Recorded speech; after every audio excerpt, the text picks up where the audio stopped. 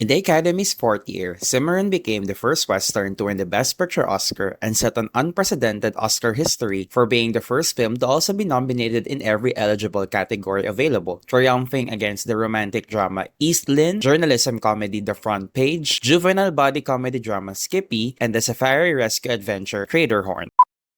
The Forgotten Western Cimarron made Academy history not only for being the first film in the genre to win the Best Picture Oscar, but also the first film to sweep all nominations in its eligible categories, and snag 2 other awards for its screenplay adaptation and art direction. Such esteemed distinction elevated my expectations, specifically because the previous winner, All Quiet on the Western Front, broke my heart in more ways than one. Moreover, the Academy snubbed other 1931 classics such as Charlie Chaplin's romantic comedy City Lights, the supernatural horror films Dracula and Frankenstein, Fritz Lang's mystery thriller M, and the violent action drama The Public Enemy. Cimarron prevailing over all these unnominated classics is a big deal. When I watched it, it was the first Best Picture winner that left me tremendously disenchanted. The 2 things Cimarron got right are the architectural progression of Oklahoma and the splendid production design. Other than these technical aspects, the film falters in every other area. The mismatched acting styles of Richard Dix, who overacts, and Irene Dunn, who underacts, its overlong length, incoherent storytelling, and racially insensitive treatment of black characters. Is it the worst film ever? No. Is it the worst Best Picture Oscar winner? Probably not, but it is right down there. To think of one of your innocent dear ones wronged and oppressed like this poor defenseless woman. Oh, where? Where could she turn in her cruel anguish? By the very promises of God are denied her. Who was it that said, "Come unto me, all ye that are weary and heavy laden, and I will give you rest"? She is indeed heavy laden. With the persecution of her own sex, why, gentlemen, a thief or murderer may sin alone, and is alone to blame. But this woman is not alone. Social order is her accomplice. If she is guilty, then all in this room are guilty. If there is one film subgenre I like but seldom watch, it is journalism, comedy, or drama. His Girl Friday, The Philadelphia Story, All the President's Men, Scream, Almost Famous, Spotlight, The Post, the list goes on. The Front Page is the first film to be nominated in this subgenre, and it sucks how it lacks engrossing characters and narrative drive. The story drags, and none of the performances leave a lasting impression, except for the Oscar-nominated Adolphe Menjou, whose late arrival briefly animates the film. A lot happened in The Front Page, but it seemed as if nothing happened at all.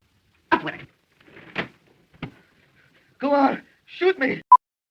Some early films receive extreme negative receptions and backlash either because they are atrociously bad or have faded into obscurity, or in the case of Craterhorn, it traffics in questionable storylines that could have been handled with precision and accuracy. A safari rescue mission of a missing missionary daughter, whom the African natives have been worshipping as some sort of goddess, instantly drives curiosity and controversy. It boasts some claustrophobic and terrifying animal attacks reminiscent of Chang, a drama of the wilderness, but the film could have been more daring if it did not portray African tribes as uncivilized and violent savages, and unpack the trauma and adjustment of the jungle queen / damsel in distress back to her natural habitat. How did she end up in the wilderness? How did the Africans perceive her despite being different from them? Why was she chosen as a quote-unquote goddess? What is their belief system? It did not reach the savagery of Apocalypto or the complexity of Yellow Jackets. Treading into these territories would have made the film unproducible, but I am sure the Academy members back then would have not watched it if it centered on the natives. Do we need a love story between these two? No. It's the most polarizing film of the nominees, but I place it in the middle because of its pulsating energy.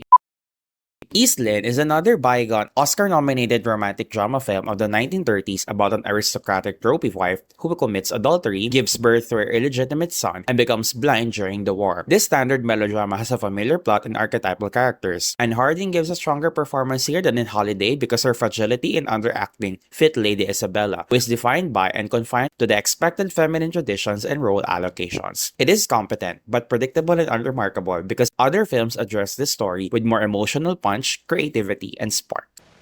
And you, my husband, stood by passively and said nothing. Because I was your wife, I was supposed to change completely, to become old and drab just as she is. Well, I tried. I did my best. Oh, Robert, can't you see that you're as much to blame for what happened last night as I am? How dare you say that? How dare you blame me? Because you never tried to know the woman you married.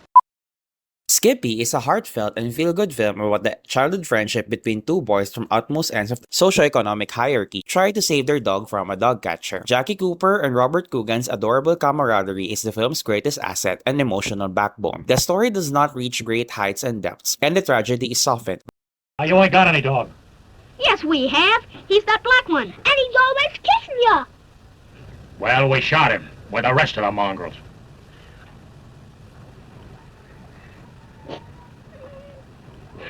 Come on, Suki. Can I have him? It's against the law. Please, please, Mr. Nubbins. Can't we have him? We'll bury him good. He's already been disposed of. I'm only doing what the law says. But its pacing and simplicity make for an adequate viewing experience. Like its competitors, Skippy is not a masterpiece, but that unlike its competitors, it earned my top spot.